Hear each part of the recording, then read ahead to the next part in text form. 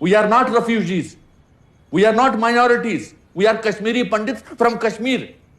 ये जमीन हमारी है, इस जमीन पर हमारा हक है। The Kashmir files. डिस्क्लेमर, इस मूवी को प्लीज आप हॉल में जाकर ही देखिए।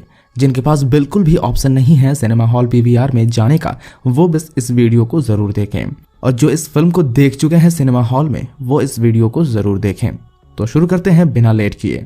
मूवी की शुरुआत होती है 1990 के कश्मीर में, जहां कुछ बच्चे क्रिकेट खेल रहे होते हैं और उनके पास रेडियो में इंडिया पाकिस्तान का क्रिकेट मैच चल रहा होता है। फिर खेलते खेलते उन बच्चों में से एक, जिनका नाम शिवा है, अचानक सचिन तेंदुलकर का नाम जोर जोर से चिल्लाता है। इससे वहां पर मौजूद कुछ मुस्लिम नौजवान भड़क जाता है और वो शिवा को मारने लगता है, क्योंकि शिवा पाकिस्तानी खिलाड़ियों की जगह हिंदुस्तानी खिलाड़ियों का समर्थन कर रहा होता है। लेकिन शिवा के दोस्त अब्दुल उसको जैसे तैसे बचाकर ले जाता है। रास्ते पर वो दोनों एक हिंदू महिला को एक टेररिस्ट ग्रुप के द्वारा मारते हुए देखता है। असल में ये ग्रुप खुद को फ्रीडम फाइटर कहता है और फ्री कश्मीर की मांग करता है। साथ ही कश्मीर में रहे पंडित को मारकर यहाँ से भगा देता है। उस ग्रुप का स्लोगन था कन्वर्ट, लिव और डाई। इस ग्रुप का आतंक पूरे कश्मीर में छाया हुआ था। शिवा और अब्दुल रास्ते पर ऐसे कुछ घटनाओं को देखता रहता है और अपनी जान बचाकर वहां से गली से भागता रहता है। इधर शिवा के घर में उसके मम्मी पापा शिवा के लिए बहुत चिंतित होता है। शिवा के पापा अपने पिताजी को कॉल करता है, जो ऑडिशन रूम में होता है। शिवा के दादाजी यानी पुष्करनाथ पंडित इस थिएटर ग्रुप के लीडर थे, जो खुद एक पंडित थे और कश्मीर को जान से ज्यादा प्यार भी करते थे। थिएटर के ये लोग आने वाले महाशिवरात्रि के लिए रिहर्सल किया करते हैं, लेकिन अपने बेटे के फोन पाकर पुष्करनाथ अपने पोते की तलाश के लिए तुरंत वहां से निकल पड़ता है। रास्ते में वो शिवा और अब्दुल को अपने स्कूटर पर बिठाकर घर की तरफ निकलता है, लेकिन कश्मीर का हालत तब बहुत भयंकर हो गया था। उनके सामने ही एक आर्मी की जीप को आतंकियों ने बम से उड़ा दिया, लेकिन पुष्कर अपने पोते के साथ किसी तरह से उनसे बचकर घर वापस जाने की कोशिश कर रहा है। रास्ते पर उस टेररिस्ट ग्रुप का लीडर लोगों को उस्काने वाला भाषण दे रहा होता है। आतंकियों का ये ग्रुप बच्चों का भी ब्रेन वॉश कर देता है। पुष्कर उस भाषण सभा के पास से ही जैसे तैसे करके गुजरता है। फिर बिट्टा कराटे अपने आदमियों को लेकर पुष्कर के घर उसके बेटे को मारने आ जाता है।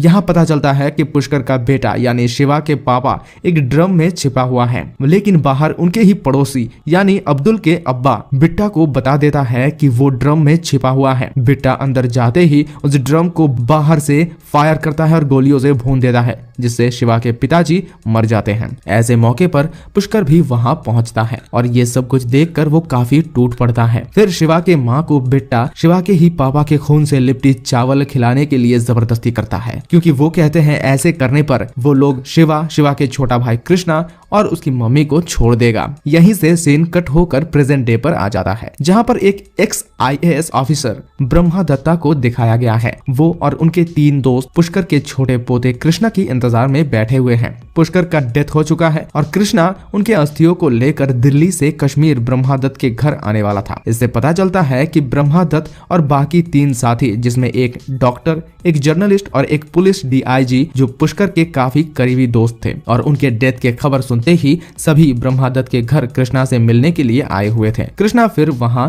अपने दादाजी के अस्थियों को लेकर पहुंच जाता है और उन सभी के साथ बातचीत भी करता है। कृष्णा को पता था कि उसके मम्मी पापा का मौत एक कार एक्सीडेंट में हुआ है। उसे असली सच के बारे में पता नहीं था। ये चारों भी उसे असली सच के बारे में बिल्कुल नहीं बताया था। फिर से सीन शिफ्ट होकर दिल्ली के JNU में चला जाता है, जहां पर एक कम्युनिस्ट ग्रुप के लीडर और उसी यूनिवर्सिटी के प्रोफेसर राधिका अपने कम्युनिस्ट ग्रुप के सामने कश्मीर को इंडिया से फ्री करने की मांग करती है और लेक्चर देती है। वो सबको मना रही थी कि इंडियन गवर्नमेंट जबरदस्ती कश्मीर को अपने देश के साथ जुड़ा हुआ रखा है। स्टूडेंट्स भी राधिका को सपोर्ट कर रहे होते हैं और उस ग्रुप में कृष्णा भी होता है। कृष्णा को असल में कश्मीर के 1990 में होने वाले घटना के बारे में पता नहीं था, इसलिए वो भी राधिका के भाषण में मैनिपुलेट हो जाता है और इस कम्युनिस्ट ग्रुप के साथ आर्टिकल 370 को फिर से लागू करने की मांग करता है। राधिका कृष्णा को बताती है 1990 में कोई भी गेनोसाइड नहीं हुआ था और किसी भी कश्मीरी पंडित को मारा नहीं गया था, वो लोग खुद ही भाग गए थे। कृष्णा बार बार ये बात सुनकर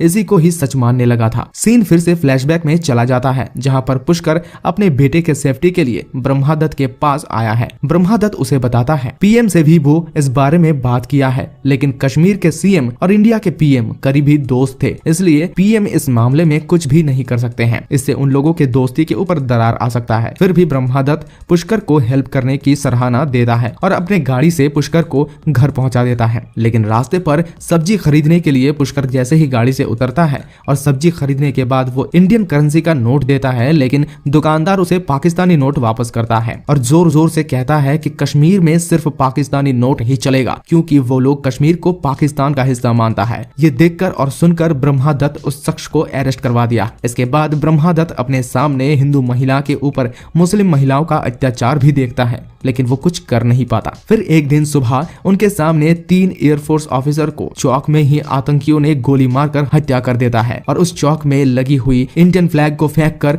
उन लोगों का फ्लैग लगा देता है। हिंदुओं के ऊपर इतना अत्याचार ब्रह्मादत्त झेल नहीं पाता है और वो कश्मीर के सीएम के पास जाता है और मामले पर काबू पाने के लिए बात करता है, लेकिन सीएम घुमा के ब्रह्मादत्त को ही इसका जिम्मेदार बता देता है और उसे सस्पेंड कर देता है। फिर सीएम बिट्टा कराटे से मुलाकात करता है, मतलब सीएम भी बिट्टा के साथ मिला हुआ था और उनके सपोर्ट में था। फिर सीन कट होकर प्रेजेंट डे में ब्रह्मादत्त के घर पर आ जाता है, जहां पर बातों बातों में गेनोसाइड का बात चलाने लगता है। तभी कृष्णा इसका प्रोटेस्ट करता है और यूनिवर्सिटी में सिखाए गए बातों को ही यहाँ दोहराता है, जो सुनकर ब्रह्मादत्त कुछ ऐसा कह देता है जिससे कृष्णा को शक हो जाता है।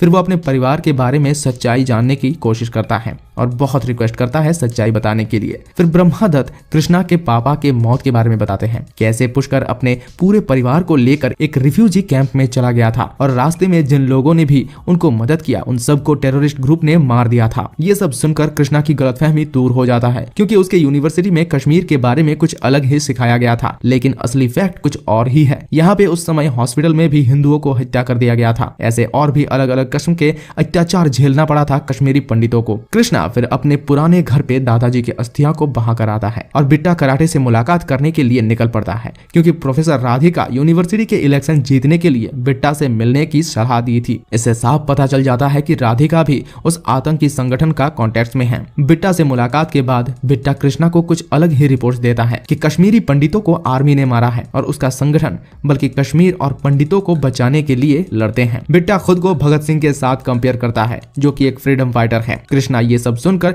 फिर से मैनिपुलेट हो जाता है और सीधा ब्रह्मादत्त से जाकर झगड़ पड़ता है। फिर ब्रह्मादत्त 3 फाइल निकालता है जहां पर लाखों हिंदुओं की मौत के डॉक्यूमेंट्स था। कृष्णा उसमें अपनी मम्मी और भाई शिवा के भी टेररिस्ट द्वारा डेथ के रिपोर्ट पाते हैं। फाइनली कृष्णा को समझ आ जाता है कि असल में उस टाइम क्या हुआ था और कैसे पंडितों को कश्मीर छोड़ना पड़ा था। फिर जेएनयू को दिखाया जाता है, जहां पे राधिका कश्मीर के ऊपर गलत भाषण दे रही होती है। कृष्णा वहां पर पहुंचता है और माइक लेकर पूरा कश्मीर का इतिहास सबके सामने पेश करता है, कैसे मुनि ऋषियों का कश्मीर में इस्लामिक लोग आकर धीरे धीरे उनके ऊपर अत्याचार करके पूरे कश्मीर में राज करने लगता है और पंडितों का आजादी छीन लिया जाता है और उन सभी के माँ बहन के साथ गलत काम किया था। कृष्णा खुद के फैमिली के स्टोरी के बारे में भी सबको बताता है। फिर सीन कट होकर उसी रिफ्यूजी कैंप में चला जाता है जहाँ पर कृष्णा के फैमिली रहता था। एक दिन बिट्टा कराटे आर्मी के भेष में वहाँ पर पहुँच जाता है और बचे हुए कुछ कश्मीरी पंडितों को मार देता है। वहाँ पे शिवा और कृष्णा के मम्मी भी मर जाते हैं और इसी इमोशनल सीन के साथ इस मूवी का दी एंड हो जाता है। ये एक्सप्लेनेशन सिर्फ उन्हीं लोगों के लिए था जो इस फिल्म को समय पर देख नहीं पाए या फिर सिनेमा हॉल में जाने का मौका नहीं मिला। अगर आपको ये एक्सप्लेनेशन अच्छा लगा है, अगर आप भी इस मूवी से कनेक्ट हो पाए हैं हमारे इस वीडियो के जरिए, तो हमारे इस वीडियो को जरूर लाइक कीजिए और कमेंट में अपना राय बताइए। साथ ही हमारे चैनल को सब्सक्राइब करना बिल्कुल भी ना भूले। मैं हूं जैक और मैं बहुत जल्द मिलूंगा एक और एक्सप्लेनेशन के साथ। तब तक के लिए बाय।